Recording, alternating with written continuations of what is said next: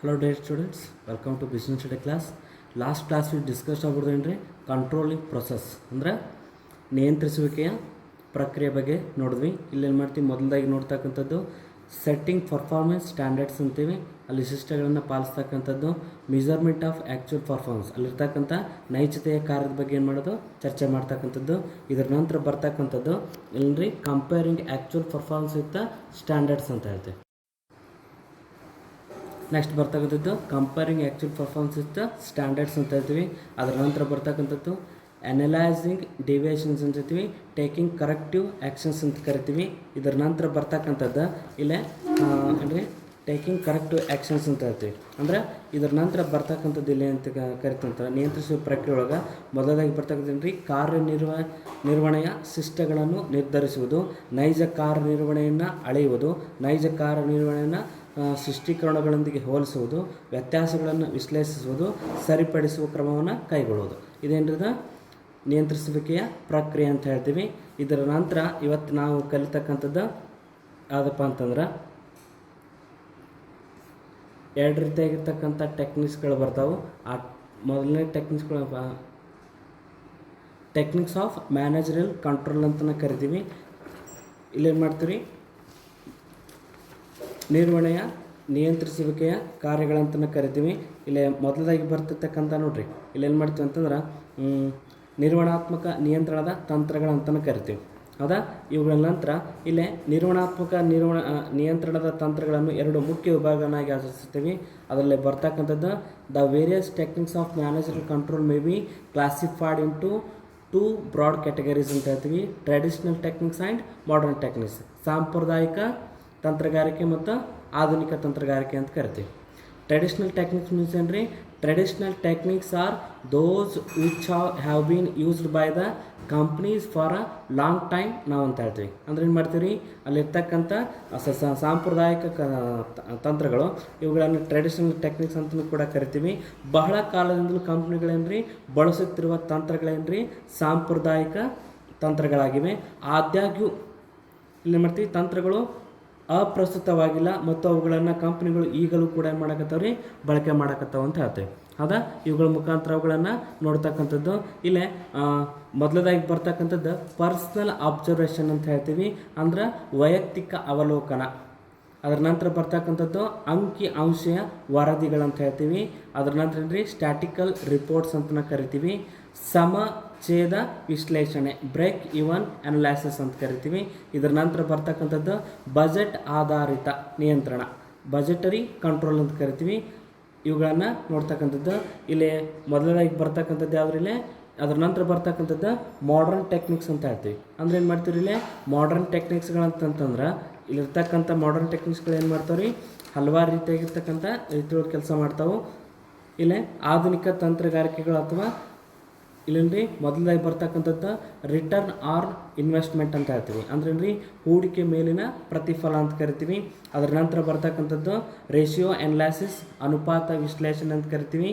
ಅದರ ನಂತರ ಬರ್ತಕ್ಕಂಥದ್ದು ದ್ರವ್ಯತ್ವದ ಅನುಪಾತ ಅಂತ ಹೇಳ್ತೀವಿ, ಲಿಕ್ವಿಡಿಟಿ ರೇಟ್ಸ್ ಅಂತ ಕರಿತೀವಿ.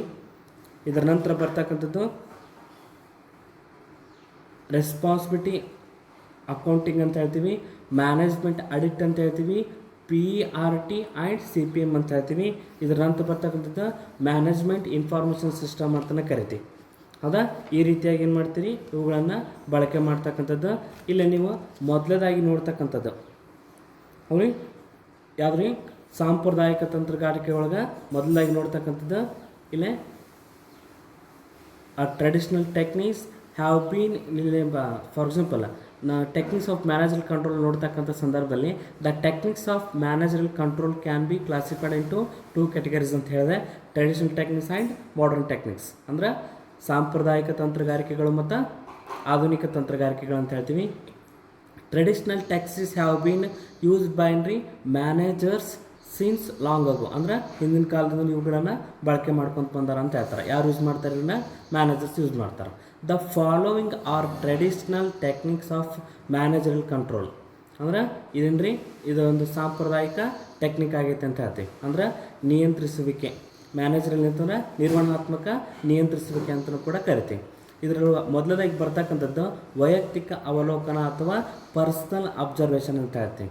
ಅವ್ರಿ under this techniques managers directly oversee the work done, ಅಂದ್ರೆ ಒಟ್ಟಾರೆ ಆಗಿರ್ತಕ್ಕಂಥ ಕೆಲಸವನ್ನು ನೋಡ್ತಕ್ಕಂಥದ್ದು.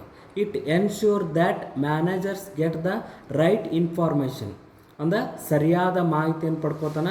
And promotes workers to perform to up to the mark ಅಂತ ಹೇಳ್ತಾನೆ. ಅಂದ್ರೇನ್ರಿ, ಅಲ್ಲಿ ಯಾವ ರೀತಿ ಅಬ್ಸರ್ವೇಷನ್ ಇರ್ತೈತಿ ಅಂತಂದ್ರೆ ಅವ ಏನು ಅಂದ್ಕೊಂಡಿರ್ತಾನೆ ಅಥವಾ ಏನು ಸಾಧಿಸ್ಬೇಕಂತ ಅಂದ್ಕೊಂಡಿರ್ತಾನೆ. ಅಂದ್ರೇನ್ರಿ, ಅವು ಮ್ಯಾನೇಜರ್ಸ್ ಸಂಸ್ಥೆಯ ಗುರು ಉದ್ದೇಶಗಳು. ಅಂದ್ರೆ ಇಷ್ಟು ಪ್ರೊಡಕ್ಟಿವಿಟಿ ಬರಬೇಕು, ಇಷ್ಟು ಪ್ರೊಡಕ್ಟಿವಿಟಿ ಬಂತಂದ್ರೆ ಇಷ್ಟು ಸೇಲ್ಸ್ ಆಕೈತಿ, ಇಷ್ಟು ಸೇಲ್ಸ್ ಬಂತು ಅಂತಂದ್ರೆ ಇಷ್ಟು ಇನ್ಕಮ್ ಬರ್ತೈತಿ. ಒಂದಕ್ಕೊಂದು ಏನು ರೀ ಸೈನ್ಸ್ ಸಿಸ್ಟಮ್ ರೀತಿಯೊಳಗೆ ಕೆಲಸ ಮಾಡುತ್ತೆ. ಅದರೊಳಗೆ ಏನು ಮಾಡ್ತಾನೆ ರೀ ಮ್ಯಾನೇಜರ್ ಏನು ಮಾಡ್ತಾನೆ, ಪರ್ಸ್ನಲ್ ಆಗಿ ಎಲ್ಲೋ ರಿಪೋರ್ಟ್ಗಳನ್ನು ನೋಡ್ತಕ್ಕಂಥದ್ದು. ಹೌದಾ. This techniques provides to be a very time consuming. ಅವ್ರಿಗೆ ಟೈಮನ್ನು ಭಾಳ ಉಳಿತಾಯ ಮಾಡ್ತೈತಿ. Cannot be used in a cases of uh large number of tasks or activities are to be performed. ಒಂದು ವೇಳೆ ಅಲ್ಲಿರ್ತಕ್ಕಂಥ ಮ್ಯಾನೇಜರ್ ಎಲ್ಲ ಕಾರ್ಯಚಟುವಟಿಕೆಗಳಿಗೆ ತೊಡ್ಕೊಂಡಿದ್ದ ಅಂತಂದ್ರೆ ಪರ್ಸ್ನಲ್ ಅಬ್ಸರ್ವೇಷನ್ ಮಾಡೋದೇನಾಗುತ್ತೆ ರೀ ಕಠಿಣ ಆಗುತ್ತೆ ಅಂತ ಹೇಳ್ತಾನೆ. ಅರ್ಥ ಆಗುತ್ತೆ ರೀ. ಇದ್ರ ನಂತರ ಬರ್ತಕ್ಕಂಥದ್ದು ಅಂಕಿ ಅಂಶಗಳ ವರದಿ ಅಂತ ಹೇಳ್ತೀವಿ. ಇಲ್ಲಿ ಅದಕ್ಕೂ ಮುಂಚೆಗೆ ಇಲ್ಲೇನ್ರಿ ವೈಯಕ್ತಿಕ ಅವಲೋಕನವನ್ನು ಇನ್ನೂ ಒಂದು ಸ್ವಲ್ಪ ತಿಳ್ಕೊಳೋದಾಗಿತ್ತು ಅಂತಂದ್ರೆ ಇದು ನಿಯಂತ್ರಣದ ಅತ್ಯಂತ ಸಾಂಪ್ರದಾಯಿಕ ವಿಧಾನವಾಗಿದೆ ಅಂತ ಹೇಳ್ತಾನೆ.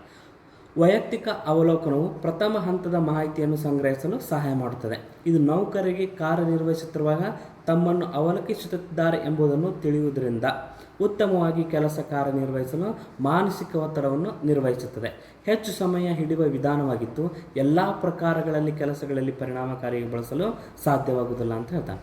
ಅಂದ್ರೆ ಒಂದು ವೇಳೆ ಅಲ್ಲಿರ್ತಕ್ಕಂಥ ಸಿಬ್ಬಂದಿಗಳನ್ನು ಗಮನಿಸಕತ್ತೀವಿ ಅಂತಂದ್ರೆ ಮಾತ್ರ ಏನ್ರಿ ಅವರು ಭಾಳ ದಕ್ಷತೆಯಿಂದ ಪರಿಣಾಮಕಾರಿಯಾಗಿ ಕೆಲಸ ಕಾರ್ಯಗಳನ್ನು ಮಾಡ್ತಾರೆ. ಅದರಲ್ಲಿ ಬರ್ತಕ್ಕಂಥದ್ದನ್ನು ಏನು ಕರಿತೀವಿ ನಾವಿಲ್ಲಿ ವೈಯಕ್ತಿಕ ಅವಲೋಕನ ಅಥವಾ ಪರ್ಸ್ನಲ್ ಅಬ್ಸರ್ವೇಷನ್ ಅಂತ ಕರಿತೀವಿ. ಇದರ ನಂತರ ಬರ್ತಕ್ಕಂಥದ್ದು ಅಂಕಿ ಅಂಶಗಳ ವರದಿ ಅಂತ ಹೇಳ್ತೀವಿ. ಸ್ಟ್ಯಾಟಿಕಲ್ ರಿಪೋರ್ಟ್ ಅಂತಲೂ ಕರಿತೀವಿ. Statistical analysis of the performance is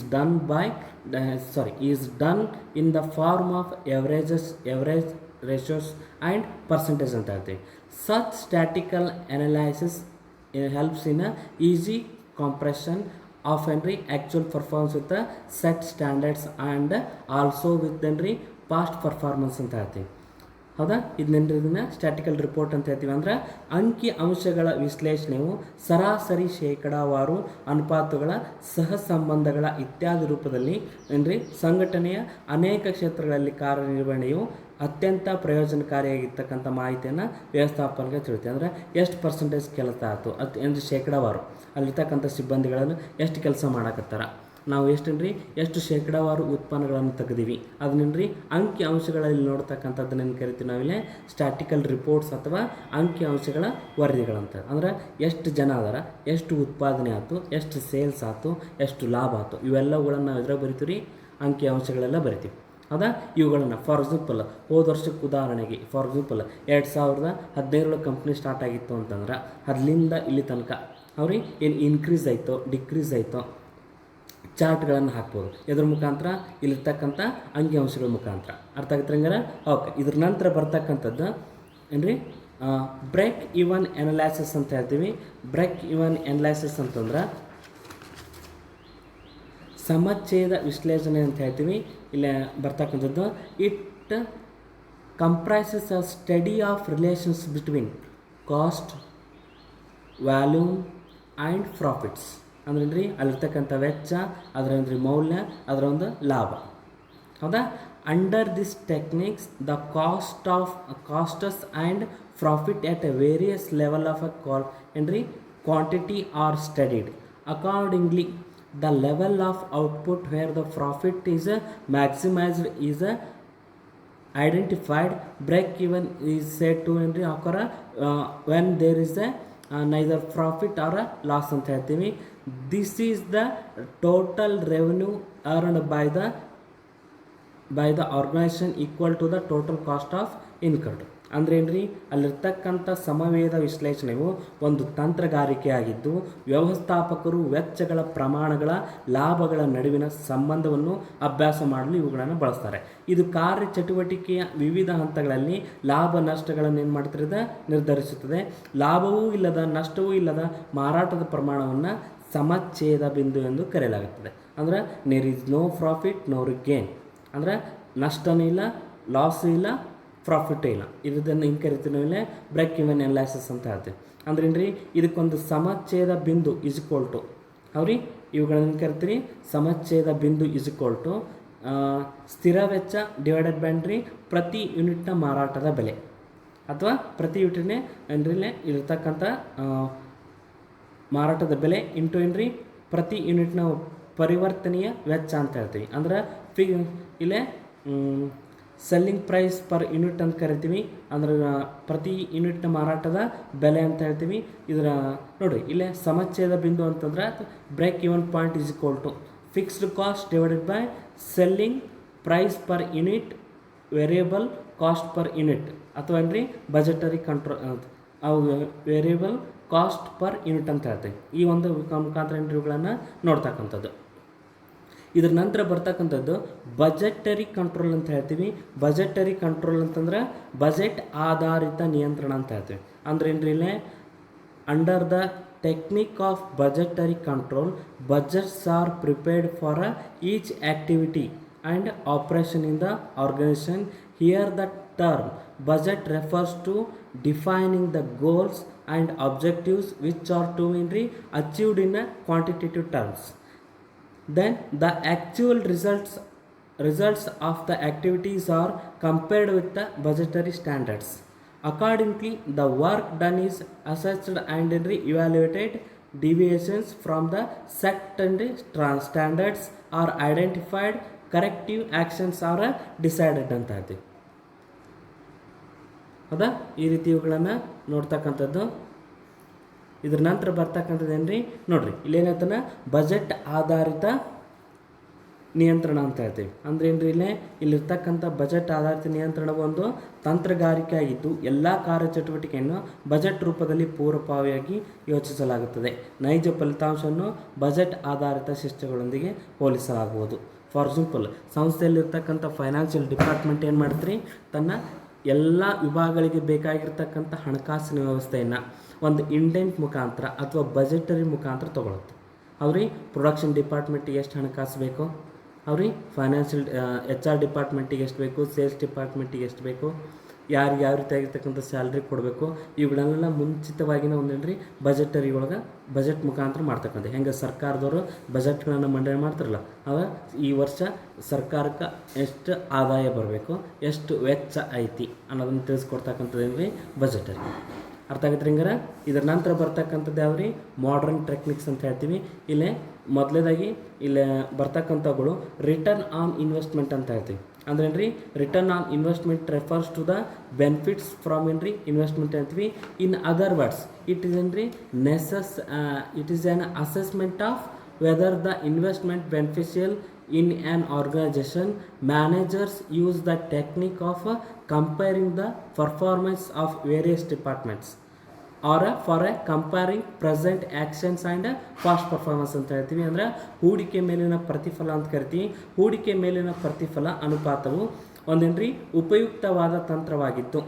ಅವ್ರಿಗೆ ಸಮಂಜಸವಾದ ಪ್ರತಿಫಲಗಳನ್ನು ಪಡೆಯಲು ಹೂಡಿದ ಬಂಡವಾಳ ಪರಿಣಾಮಕಾರಿಯಾಗಿ ವಿನಿಯೋಗಿಸಲಾಗಿದೆ ಎಂಬುದನ್ನು ನಾವಿಲ್ಲೇನು ಮಾಡ್ತೀವಿ ತಿಳ್ಕೊತಕ್ಕಂಥದ್ದು. ಹೌದಾ, ಇದನ್ನೇನ್ರಿ ಕರಿತೀವಿ. ಇದ್ರ ನಂತರ ಬರ್ತಕ್ಕಂಥದ್ದು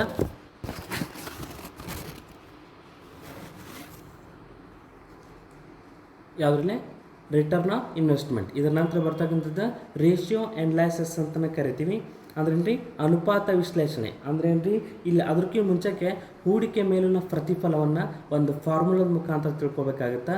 ಮೊದಲನೇದಾಗಿ ಬರ್ತಕ್ಕಂಥದ್ದು ಹೂಡಿಕೆಯ ಮೇಲಿನ ಪ್ರತಿಫಲ ಇಸ್ ಈಕ್ವಲ್ ಟು ನಿವ್ವಳ ಆದಾಯ, ಅವ್ರಿಗೆ ಟೋಟಲ್ ಇನ್ಕಮ್ ಅಂತ ಹೇಳ್ತೀವಿ, ಡಿವೈಡೆಡ್ ಬೈ ಮಾರಾಟ ಇಂಟು ಮಾರಾಟ ಆಗಿರ್ತಕ್ಕಂಥದ್ದು ಡಿವೈಡೆಡ್ ಬೈ ಏನ್ರಿ ಒಟ್ಟು ಹೂಡಿಕೆ. ಇದನ್ನೇನು ಮಾಡ್ತೀವಿ ಅಲ್ಲಿ ರಿಟರ್ನ್ ಆನ್ ಇನ್ವೆಸ್ಟ್ಮೆಂಟ್ ಒಳಗೆ ನೋಡ್ತಕ್ಕಂಥದ್ದು. ಅಂದ್ರೆ ನಿವ್ವಳ ಆದಾಯ ಎಷ್ಟಾಗೈತಿ, ಮಾರಾಟ ಎಷ್ಟಾಗೈತಿ, ಅದನ್ನು ಡಿವೈಡೆಡ್ ಮಾಡಬೇಕು ಇಂಟು ಮಾರಾಟ ಮತ್ತೇನ್ರಿ ಒಟ್ಟು ಹೂಡಿಕೆ ಎಷ್ಟು ಇನ್ವೆಸ್ಟ್ಮೆಂಟ್ ಮಾಡಿದ್ದಾರೆ ಅದನ್ನು ಕೂಡ ಏನು ಮಾಡ್ತಿರಲ್ಲೇ ಕೌಂಟ್ ಆಗುತ್ತೆ. ಅರ್ಥ ಆಗುತ್ತೆ ಹಂಗಾರೆ. ಇದ್ರ ನಂತರ ಬರ್ತಕ್ಕಂಥದ್ದು ರೇಷಿಯೋ ಅನಾಲಿಸಿಸ್ ಅಂತ ಹೇಳ್ತೀವಿ. ಇಲ್ಲೇ ಅನುಪಾತ ವಿಶ್ಲೇಷಣೆ ಅಂದರೆ ಲೆಕ್ಕಾಚಾರದ ಮೂಲಕ ಹಣಕಾಸಿನ ತನಿಖೆಗಳನ್ನು ವಿಶ್ಲೇಷಣೆ ಮಾಡುವುದಾಗಿದೆ. ಅಂದ್ರೆ ಏನ್ರಿ ಲೆಕ್ಕಾಚಾರದ ಮುಖಾಂತರ, ಇಷ್ಟು ರೇಷಿಯೋದ ಮುಖಾಂತರ ಅವ್ರಿ ಯಾವುದಕ್ಕೆ ಎಷ್ಟು ಕೊಡಬೇಕು, ಯಾವ ಡಿಪಾರ್ಟ್ಮೆಂಟಿಗೆ ಎಷ್ಟು ಹಣಕಾಸನ್ನು ಕೊಡಬೇಕು ಅವ್ರಿ. ಇದ್ರೊಳಗೆ ನಿಮ್ಗೆ ಮತ್ತೇನು ಮಾಡ್ತೀವಿ, ಮತ್ತೇನು ರೀ ಸಬ್ ಇವುಗಳು ಬರ್ತಾವೆ ಅವ್ರಿ ಟೆಕ್ನಿಕ್ಸ್ಗಳು. ಅದರಲ್ಲಿ ಮೊದಲು ಬರ್ತಕ್ಕಂಥದ್ದು ಲಿಕ್ವಿಡಿಟಿ ರೇಷೋ ಅಂತ ಹೇಳ್ತೀವಿ. ಎನಲೈಸ್ the short term solvency of business ಅಂದ್ರೆ ರೀ ಅಲ್ಲಿರ್ತಕ್ಕಂಥ ರೀ ದ್ರವ್ಯತ್ವದ ಅನುಪಾತ ಅಂತ ಹೇಳ್ತೀವಿ. ಈ ಅನುಪಾತಗಳು ವ್ಯವಹಾರಗಳ ಅಲ್ಪಾವಧಿ ಸಾಧಿಸಲು ಲೆಕ್ಕಾಚಾರ ಮಾಡುವುದಾಗಿದೆ. ದ್ರವ್ಯ ನಿಧಿಗಳ ಚಾಲ್ತಿ ಸ್ಥಿತಿಯ ವಿಶ್ಲೇಷಣೆಯು ತನ್ನ ಆಸಕ್ತಿಯಾಗುವುದು ಅಂದ್ರೇನ್ರಿ ಇವು ಶಾರ್ಟ್ ಟರ್ಮ್ ಇರ್ತಾವೆ ಅಂದ್ರೇನ್ರಿ 1 ವರ್ಷದ ಒಳಗಡೆ ಅಲ್ಪಾವಧಿ ಸಾಲಗಳಂತ ಹೇಳ್ತೀವಿ. ಆ ರೀತಿ ಸಾಲ್ವೆನ್ಸಿ ರೇಷೋ ಅಂತ ಹೇಳ್ತೀವಿ. ಇಲ್ಲಿರ್ತಕ್ಕಂಥ ಈ ಅನುಪಾತಗಳು ವ್ಯವಹಾರದ ಒಂದು ಲಾಭದಾಯಕತೆ ವಿಶ್ಲೇಷಣೆಯನ್ನು ಲೆಕ್ಕಾಚಾರ ಮಾಡುವುದು. ಹೌದಾ, ಇವುಗಳ ಮುಖಾಂತರ ಇವುಗಳನ್ನು ತಿಳ್ಕೊತಕ್ಕಂಥದ್ದು. ಇಲ್ಲೇ solvency ratio evaluate the long term solvency of a business ಅಂದ್ರೆ ದೀರ್ಘಾವಧಿ ಅದರಲ್ಲಿ ಅವಶ್ಯಕತೆಗಳನ್ನು ಈಡೇರಿಸ್ತಕ್ಕಂಥದ್ದು. ಸಾಲ್ವೆನ್ಸಿ ಅಂತಂದ್ರೆ ಅವುಗಳನ್ನು ನಡೆಸ್ಕೊಂಡು ಹೋಗ್ತಕ್ಕಂಥದ್ದು. ಪ್ರಾಫಿಟಬಿಲಿಟಿ ರೇಷೋ ಅಂತಂದ್ರೆ determines the position of the business with the regard profitability ಅಂತ ಹೇಳ್ತೀವಿ. ವಹಿವಾಟಿನ ಅನುಪಾತಗಳ ಸಂಪನ್ಮೂಲಗಳ ಪರಿಣಾಮಕಾರಿ ಬಳಕೆ ಆಧಾರದ ಮೇಲೆ ದಕ್ಷತೆಯನ್ನು ನಿರ್ವಹಿಸಲು ಬಳಸಲಾಗುತ್ತದೆ. ಇದರ ನಂತರ ರೆಸ್ಪಾನ್ಸಿಬಿಲಿಟಿ ಅಕೌಂಟಿಂಗ್ ಅಂತ ಕರಿತೀವಿ. ಇದಕ್ಕೂ ಮುಂಚೆಗೆ ಇನ್ನೊಂದು ಬರುತ್ತೆ ಅದ್ರಿ ಟರ್ನ್ ಓವರ್ ರೇಷೋ ಅಂತ ಹೇಳ್ತೀವಿ. Analysis whether the activities are carried to efficiently ಅಂದರೆ ದಕ್ಷತೆಯಿಂದ ಕಾರ್ಯನಿರ್ವಹಣೆಯನ್ನು ನಿರ್ವಹಿಸ್ಕೊಂಡು ಹೋಗ್ತಕ್ಕಂಥದ್ದು. ಓಕೆ, ಇದರ ನಂತರ ಬರ್ತಕ್ಕಂಥದ್ದು ನೋಡ್ರಿ ರೆಸ್ಪಾನ್ಸಿಬಿಲಿಟಿ ಅಕೌಂಟಿಂಗ್ ಅಂತ ಹೇಳ್ತೀವಿ. ಹೊಣೆಗಾರಿಕೆಯ ಲೆಕ್ಕಪತ್ರ ನಿರ್ವಹಣೆ ಅಂತ ಕರಿತೀವಿ. Responsibility accounting under the system of responsibility accounting various divisions in the organisations set up as responsibility centres. Each division is given a target and it is the responsibility of the head of the division achieve the set target ಅಂತ ಹೇಳ್ತೀವಿ. Different type of responsibility centres in the organisation can be cost centre, investment centre, profit centre and revenue centre. ಅವ್ರಿ ಇವುಗಳ ಮುಖಾಂತರ ಅಂದ್ರೆ ಏನ್ರಿ ಇವುಗಳನ್ನು ಹೊಣೆಗಾರಿಕೆ ಇದೇನ್ರಿ ಒಂದು ಸಂಘಟನೆಯ ಬೇರೆ ಬೇರೆ ವಿಧಾನಗಳು ಇಲಾಖೆಗಳು ಹೊಣೆಗಾರಿಕೆ ಕೇಂದ್ರಗಳನ್ನಾಗಿ ಸ್ಥಾಪಿಸಿದೆ. ಅವುಗಳಲ್ಲಿ ಮೊದಲೇ ಬರ್ತಕ್ಕಂಥದ್ದೇನ್ರಿ ಹೊಣೆಗಾರಿಕೆ ಕೇಂದ್ರಗಳ ವಿಧಗಳು. ವೆಚ್ಚ ಕೇಂದ್ರ ಅಂತ ಕರಿತೀವಿ, ಕಾಸ್ಟ್ ಸೆಂಟರ್ ಅಂತ ಹೇಳ್ತೀವಿ. ಆದಾಯ ಕೇಂದ್ರ ಅಂತಂದ್ರೆ ರೆವೆನ್ಯೂ ಸೆಂಟರ್ ಅಂತ ಹೇಳ್ತೀವಿ. ಲಾಭ ಕೇಂದ್ರ ಅಂತಂದ್ರೆ ಪ್ರಾಫಿಟ್ ಸೆಂಟರ್ ಅಂತ ಹೇಳ್ತೀವಿ. ಹೂಡಿಕೆ ಕೇಂದ್ರ ಅಂತಂದ್ರೆ ಇನ್ವೆಸ್ಟ್ಮೆಂಟ್ ಸೆಂಟರ್ ಅಂತ ಹೇಳ್ತೀವಿ. ಅಂದ್ರೆ ಇದರ ನಂತರ ಬರ್ತಕ್ಕಂಥದ್ದು ನಿರ್ವಹಣಾ ಸಂಶೋಧನೆ ಅಂತಲೂ ಕೂಡ ಕರಿತೀವಿ. ಅವ್ರಿಗೆ ಮ್ಯಾನೇಜ್ಮೆಂಟ್ ಆಡಿಟ್ ಅಂತ ಹೇಳ್ತೀವಿ. ಹೌದಾ, under this technique a systematic assessment of is made by overall the work and activities management of the company. ಕಂಪನಿಯ ನಿರ್ವಹಣೆಯ ಏನ್ರಿ ಸಂಬಂಧಪಟ್ಟಿರ್ತಕ್ಕಂಥ ಕಾರ್ಯಚಟುವಟಿಕೆಗಳಿಗೆ ಹಣಕಾಸಿನ ಚಟುವಟಿಕೆಗಳು ಸರಿಯಾದ ರೀತಿಯಲ್ಲಿ ನಡೆದವೋ ಇಲ್ಲೋ ಅಥವಾ ಸಂಸ್ಥೆಯಲ್ಲಿ ನಡೀಬೇಕಾಗಿರ್ತಕ್ಕಂಥ ದಿನನಿತ್ಯದ ಚಟುವಟಿಕೆಗಳು ಮತ್ತು ಇತರ ಚಟುವಟಿಕೆಗಳು ಸರಿಯಾದ ರೀತಿಯಲ್ಲಿ ನಡೆದವೋ ಇಲ್ಲೋ ಅದನ್ನು ಮಾಡ್ತಕ್ಕಂಥದ್ದನ್ನು ಏನು ಕರಿತಿರಲೇ ಮ್ಯಾನೇಜ್ಮೆಂಟ್ ಆಡಿಟ್ ಅಂತ ಹೇಳ್ತೀವಿ. The basic object of techniques to evaluate efficiency effectiveness in the task of the management. Accordingly, it helps the identifying the areas which require to corrective actions. ಅಂದರೆ ಏನ್ರಿ ಇಲ್ಲಿರ್ತಕ್ಕಂಥ ನಿರ್ವಹಣಾ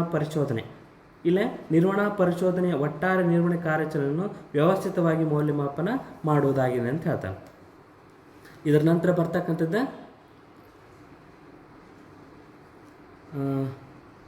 PRT ಮತ್ತೇನ್ರಿ CPM ಅಂತೈತಿ.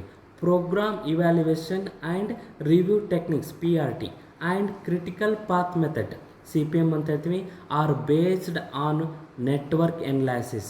Under these techniques the entire task divided into various smaller activities. Each activity is then accorded a timeline and estimate. In the way it helps to effective execution of the task and activities ಅಂತ ಹೇಳ್ತೀವಿ. ಅಂದ್ರೆ ಏನ್ರಿ ಇಲ್ಲಿರ್ತಕ್ಕಂಥ ನಿರ್ಧಾರದ ಪದ್ಧತಿಗೆ ಅಥವಾ ನಿರ್ವಹಣಾ ಮಾಹಿತಿ ಪದ್ಧತಿ ಅಂತಲೂ ಕೂಡ ಕರಿತೀವಿ. ಪ್ರಕ್ರಿಯೆಗೆ ಮಾಹಿತಿ ಅಥವಾ ಬೆಂಬಲ ಒದಗಿಸುವ ಗಣಕಯಂತ್ರ ವ್ಯವಸ್ಥೆ ಆಗಿದೆ. ಅಂದರೆ ಇದ್ರ ಮುಖಾಂತರ ಏನ್ರಿ ಅಲ್ಲಿರ್ತಕ್ಕಂಥ ಇನ್ಫಾರ್ಮೇಷನ್ಗಳನ್ನು ತಿಳಿಸ್ತಾ ಕೊಡ್ತಕ್ಕಂಥದ್ದು. ಅಂದ್ರೆ ಎಲ್ಲ ಡಿಪಾರ್ಟ್ಮೆಂಟ್ಗಳಲ್ಲಿ ಎಷ್ಟು ಕೆಲಸಗಾರ ಅದಾರ, ಅಲ್ಲಿ ಎಷ್ಟು ಕೆಲಸಗಾರರು ಯಾವ ಟೈಮಿಗೆ ಬರ್ತಾರೆ, ಅವ್ರಿಗೆ ಇರ್ತಕ್ಕಂಥ ಸ್ಯಾಲ್ರಿ ಏನು, ಒಟ್ಟಾರೆ ಪ್ರೊಡಕ್ಷನ್ ಡಿಪಾರ್ಟ್ಮೆಂಟ್ ರಾ ಮೆಟೀರಿಯಲ್ ಸಂಖ್ಯೆ ಎಷ್ಟೈತಿ ಅವ್ರಿಗೆ ಇವುಗಳನ್ನು ತೋರಿಸ್ತಕ್ಕಂಥದ್ದು. ಇಲ್ಲೇ PRT ಮತ್ತು program evaluation and review techniques ಅಂತ ಕೂಡ ಇವುಗಳನ್ನು ಕರೀತಕ್ಕಂಥದ್ದು. ಇಲ್ಲೇ PRT program evaluation and review techniques ಅಂತ ಅಂದ್ರೆ ಏನ್ರಿ ಕಾರ್ಯಕ್ರಮ ಮೌಲ್ಯಮಾಪನ ಮತ್ತೇನ್ರಿ ವಿಮರ್ಶಾ ವಿಧಾನ ಏನ್ರಿ ತಂತ್ರ ಅಂತಲೂ ಕೂಡ ಕರಿತೀವಿ. ಇದ್ರ ನಂತರ ಬರ್ತಕ್ಕಂಥದ್ದು CPM ಕ್ರಿಟಿಕಲ್ ಪಾತ್ ಮೆಥಡ್ ಅಂತೈತಿ, ನಿರ್ಣಾಯಕ ಪಥ ಪದ್ಧತಿ. ಯೋಜಿಸುವಿಕೆ ಮತ್ತು ನಿಯಂತ್ರಿಸುವಿಕೆಗೆ ಉಪಯುಕ್ತವಾದ ಪ್ರಮುಖ ಜಾಲಬಂಧ ತಂತ್ರವಾಗಿದೆ. ಈ ತಂತ್ರಗಳು ವಿಶೇಷವಾಗಿ ವಿವಿಧ ಸಂಕೀರ್ಣ ವೈದ್ಯ ಕ್ರಿಯಾಯೋಜನೆಗಳ ವೇಳಾಪಟ್ಟಿಯನ್ನು ಅನುಷ್ಠಾನಗೊಳಿಸಲಾಗಿದೆ. ಅಂದ್ರೆ ಕಂಟ್ರೋಲಿಂಗು ಮತ್ತು ಪ್ಲ್ಯಾನಿಂಗ್ಗಳನ್ನು ಮಾಡೋಕ್ಕೆ ಏನಾಗುತ್ತೆ ಇದು ಈ ಟೆಕ್ನಿಕ್ಸ್ ಏನಾಗುತ್ತೆ ಯೂಸ್ ಆಗುತ್ತೆ ಅಂತ ಹೇಳ್ತೀವಿ. ಅರ್ಥ ಆಗುತ್ತೆ ಹಂಗಾರ ಇದು ಇಷ್ಟೇನ್ರಿ ನಿಯಂತ್ರಿಸಲಿಕ್ಕೆ ಸಂಬಂಧಪಟ್ಟಿರ್ತಕ್ಕಂಥ ಸಂಪೂರ್ಣವಾಗಿರ್ತಕ್ಕಂಥ ಕಾನ್ಸೆಪ್ಟ್ನ ಕ್ಲಿಯರ್ ಮಾಡಿವಿ. ಇಲ್ಲಿಗೆ ಚಾಪ್ಟರ್ ಮುಗೀತು. Thank you.